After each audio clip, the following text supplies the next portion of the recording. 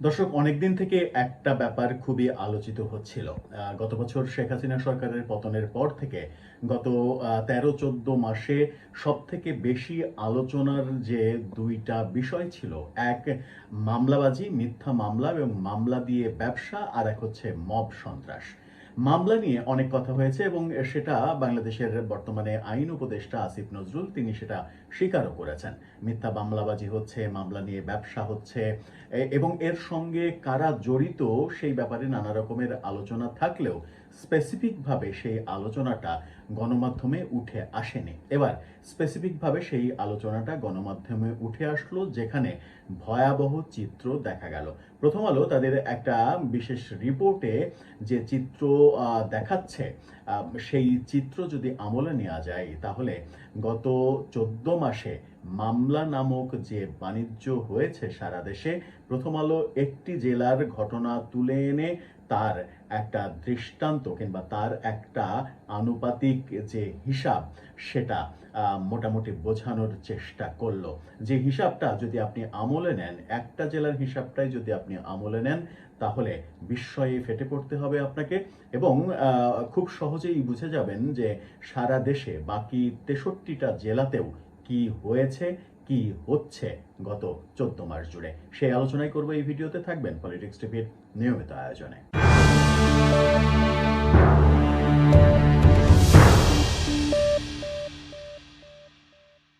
দর্শক বলছিলাম মামলাবাজির কথা, মামলার ব্যবসার কথা। প্রথম আলো তাদের রিপোর্টে যেটা তুলে এনেছে সেটা একটা ভয়াবহ চিত্র। তাদের শিরোনামটা আপনারা দেখে নিতে পারেন। তারা বলছে মামলা নিয়ে বহু স্তরের বাণিজ্য, জড়িত রাজনীতিক এবং পুলিশ। আহ, পুলিশের নামও যখন উঠে আসছে, তার মানে হচ্ছে রাজনীতিতে মামলা নামক যে ব্যবসা হচ্ছে সেই ব্যবসাতে পুলিশ বাহিনীর একটা বিশেষ গোষ্ঠী এর সঙ্গে জড়িত, সেই চিত্রটা তুলে এনেছে এবং রাজনীতিবিদরা বিভিন্নভাবে এই মামলা দিয়ে নানা রকমভাবে ব্যবসা করে চলেছে। কি বলছে তারা বিস্তারিত খবরে? তারা বলছে যে গণ অভ্যুত্থানে শেখ হাসিনার সরকার পতনের পর দেশের বিভিন্ন স্থানে থানায় হামলা, ভাঙচুর ও অস্ত্রগুলি লুট হয়। ফেনী মডেল থানাতেও একই ঘটনা ঘটেছিল। তারা মূলত ফেনী জেলার চিত্রটা তুলে আনার চেষ্টা করেছে। এই এ নিয়ে মামলায় আসামি গ্রেপ্তার করা হয় মোহাম্মদ জামাল উদ্দিন গাজীকে। ৪ মাস পর জামিনে মুক্তি পান তিনি। এখন তিনি নিজেকে বৈষম্য বিরোধী আন্দোলনে আহত হয়েছেন দাবি করে মামলার আবেদন করেছেন। এতে আসামি হিসেবে ২৬৪ জনের নাম উল্লেখ করা হয়েছে। অজ্ঞাতনামা আসামি ১ থেকে ১৫০ জন। সেখানে একটা তথ্য তারা বলছে যে পুলিশ কার্যালয়ে এসে এই মানে মামলার একজন মামলার বাদী নিজে স্বীকার করেছেন যে তিনি আমাকে একজন যার নামে মামলা দেওয়া হয়েছে তিনি বলেছেন যে পুলিশ কার্যালয়ে এসে বাদী নিজে স্বীকার করেছেন যে আমি তাকে চিনি না। এরপর কে আমার নাম দিয়েছে সেটাই রহস্য। বিএনপির ফেনী পৌরসভার ১৮ নম্বর ওয়ার্ডের সহসভাপতি আব্দুল মতিন পারভেজ এই তথ্যটা দিয়েছেন। সেখানে বলা হচ্ছে প্রথমে ফেনী মডেল থানায় মামলা করার চেষ্টা করেন জামাল গাজী, যিনি পরবর্তীতে জামিনে মুক্তি পেয়ে বৈষম্যবিরোধী আন্দোলনে আহত বলে নিজেকে দাবি করেন। ব্যর্থ হয়ে ১৭ই আগস্ট ফেনীর সিনিয়র জুডিশিয়াল ম্যাজিস্ট্রেট আদালতে আবেদন করেন। আদালত মামলাটি অতিরিক্ত পুলিশ সুপারকে তদন্ত করে প্রতিবেদন দেওয়ার জন্য আদেশ দেন। এখন পর্যন্ত তদন্ত চলছে। ১ বছর পর মামলা করার কারণ কি সেটা জানতে চাইলে জামাল গাজী প্রথম আলোর কাছে দাবি স্বীকার করেন। প্রথম আলোর কাছে যেটা দাবি করেন সেটা হচ্ছে যে তিনি দীর্ঘদিন চিকিৎসায় থাকায় মামলা করতে দেরি হয়েছে। মানে তিনি অসুস্থ ছিলেন, তার চিকিৎসা চলছিল, এই কারণে মামলা করতে দেরি হয়েছে। তার দাবি ফেনী থানা লুটের মামলায় তাকে ষড়যন্ত্র করে ফাঁসানো হয়েছে। এদিকে আরেকটা তথ্যতে প্রথম আলো বলছে যে প্রথম আলোর অনুসন্ধানে জানা গেছে ফেনীতে কয়েক স্তরে মামলা বাণিজ্য হয়েছে এবং চলছে। ব্যবসায়িক সহ বিভিন্ন বিরোধের জেরে এক পক্ষ থেকে টাকা নিয়ে প্রতিপক্ষের নামে মামলা দেয়া হয়েছে। আবার কখনো কারো থেকে টাকা আদায়ের জন্য আগে এজাহারের খসড়া পাঠানো হয়েছে। টাকা দিলে নাম বাদ পড়ে, টাকা না দিলে আসামি করা হয়। ব্যাপারটা কিভাবে হয়? রিপোর্টটা অনেক বিস্তারিত। ব্যাপারটা কিভাবে হয় প্রথম আলো যে অনুসন্ধানে তুলে নিয়ে এসেছে সেটা একটু ব্যাখ্যা করলে আপনারা বুঝতে পারবেন। সেখানে বলা হয়েছে যে একটা মামলা করা হয় একেবারে পরিকল্পিত অবৈধভাবে কিছু মানুষের 100, 150, 200 জন মানুষের নামে মামলা করা হয়। এজাহারের প্রথমে একটা খসড়া করা হয়। যে খসড়াটা থানায় সাবমিট করার আগে সেই খসড়ার একটা ছবি প্রথমে হোয়াটসঅ্যাপে সেই সব আসামিদের কাছে পাঠিয়ে দেওয়া হয়। প্রথমে একটা কল করা হয় যে আপনার নামে তো একটা মামলা হতে যাচ্ছে। তারপরে হোয়াটসঅ্যাপে এজাহারের কপিটা পাঠানো হয়, যে কপিতে ওই ব্যক্তি দেখতে পান তার নাম, এবং তার নাম দেখানোর পরে তাকে বলা হয় যে এই মামলা থেকে আপনার নাম বাদ দেওয়া হতে পারে।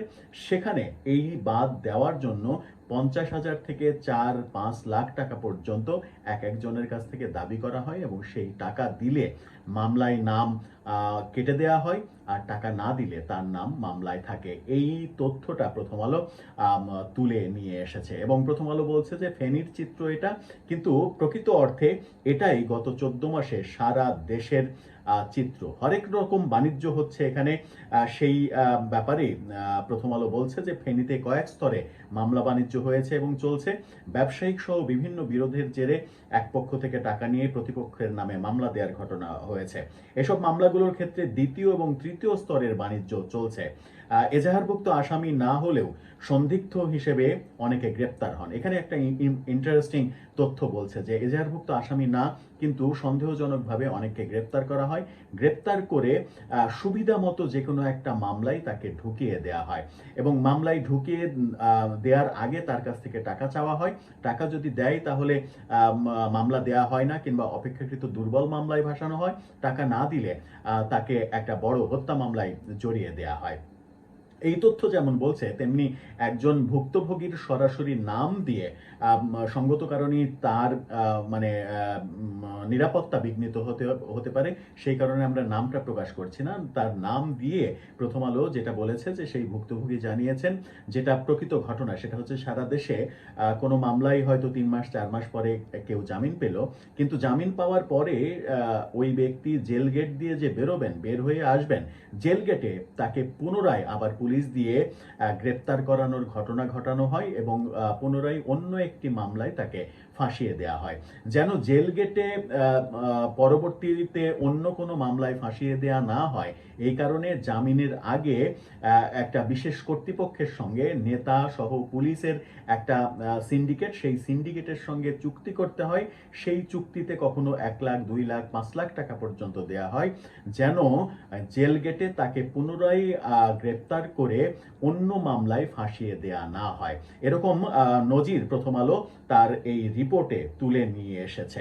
যেভাবে বড়শি ফেলা হয় সেই ব্যাপারটা, যেটাতে বললাম যে ওই যে এজাহারের কপি হোয়াটসঅ্যাপে পাঠানো হয়, তারপরে তাকে ফোন করা হয়, বলা হয় আপনার নামে মামলা হচ্ছে, টাকা দিলে এজাহার থেকে তার নাম বাদ দিয়ে দেওয়া হয়, চূড়ান্ত কপিতে তার নাম থাকে না, আর টাকা না দিলে তার নাম যুক্ত হয়ে যায়। জামিনের ক্ষেত্রেও এই ব্যাপারটা হয়। জামিন নিতে গেলেও কয়েকটা স্তরে, নেতা থেকে শুরু করে পিপি পর্যন্ত কয়েকটা স্তরে টাকা দিতে হয়, যেন পিপি এটার বিরোধিতা না করে, নেতারা যেন এটার বিরোধিতা না করে, পুলিশ যেন এই ব্যাপারে মাথা না ঘামায়। চার্জশিটে তদন্তের ব্যাপারে বলা হয়েছে যে তদন্তে অপেক্ষাকৃত দুর্বল প্রসঙ্গ এনে মামলাটাকে আসামির অপরাধ সম্পর্কে দুর্বল তথ্য দেওয়া হয় যদি টাকা লেনদেন করা হয়, আর যদি টাকা লেনদেন না করা হয় তাহলে তদন্তে তাকে খুবই গুরুতরভাবে ফাঁসিয়ে দেওয়ার ঘটনা হয়। এবং ভয়াবহ যে ব্যাপারটা সেটা হচ্ছে যে এই কার্যক্রমের সঙ্গে পুলিশের বিরুদ্ধে অভিযোগ উঠেছে, এবং সেই অভিযোগের প্রেক্ষাপটে ফেনীর একজন সহকারী পুলিশ সুপার সহ 3 জনকে সেখান থেকে বদলি করা হয়েছে, চাকরিচ্যুত করা হয়নি, বদলি করা হয়েছে।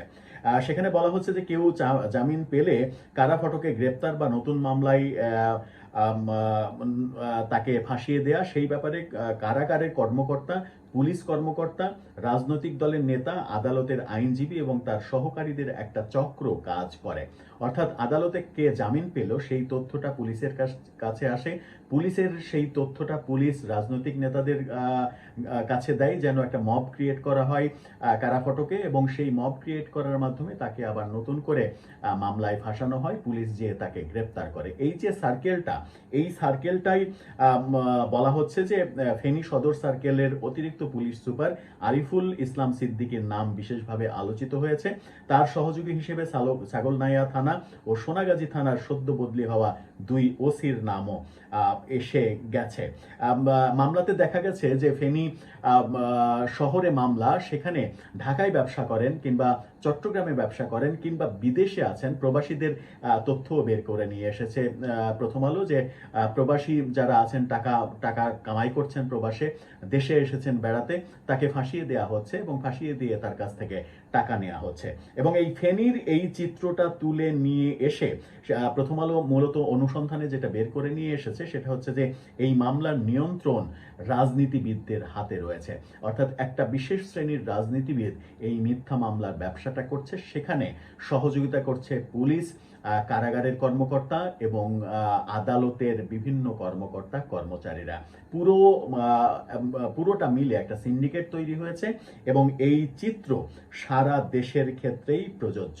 সারা দেশে এই চিত্র যখন মানে মানে হিসাব করা যাবে, ফেনীর যে চিত্রটা তুলে নিয়ে এসেছে সেখানে ব্যবসায়ীরা মুক্তি পায়নি, ঢাকাতে বাস করে তারা মুক্তি পায়নি, চট্টগ্রামে বাস করে তারা মুক্তি পায়নি, প্রবাসীরা মুক্তি পায়নি, এবং এই মুক্তি না পাওয়ার পেছনে এজাহারে নাম থেকে শুরু করে জামিনের পরে পর্যন্ত কারাফটকে আবার গ্রেপ্তার, এই পুরো চিত্রটা প্রথম আলো যেভাবে তুলে নিয়ে এসেছে, এবং প্রথম আলো বলছে যে এই চিত্রটা মূলত পুরো দেশের চিত্র। পুরো দেশে গত 14 মাসে যদি এই রকম কর্মকাণ্ড করা হয়, যেখানে বলা হচ্ছে যে গত পুলিশের তরফ থেকে জানানো হয়েছে যে গত 1 বছরে মানে 5 আগস্টের পরে থেকে আসামি গ্রেপ্তার, মামলার ক্ষেত্রে আসামি গ্রেপ্তারের ঘটনা ঘটেছে প্রায় 48,000-এরও বেশি। এটা পুলিশের তথ্য। তাহলে 48,000-এর বেশি আসামি যদি গ্রেপ্তারের ঘটনা ঘটে, তাহলে কত হাজার মামলা হয়েছে সেটাও একটা বড় ব্যাপার। এবং এই মামলাগুলোর পেছনে অধিকাংশ মামলার ক্ষেত্রে এই ধরনের বাণিজ্যের চিত্র রয়েছে বলে গণমাধ্যম বলছে। তাহলে আমরা কোন দেশে বাস করছি, কোন দেশে আমরা নতুন রাজনৈতিক বন্দোবস্তের প্রত্যাশা করছি, সেটা একটা বড় প্রশ্নবোধক চিহ্ন হিসেবে আমাদের সামনে চলে আসে। দর্শক, এ ব্যাপারে আপনার মন্তব্য জানিয়ে লিখতে পারেন আমাদের কমেন্ট বক্সে।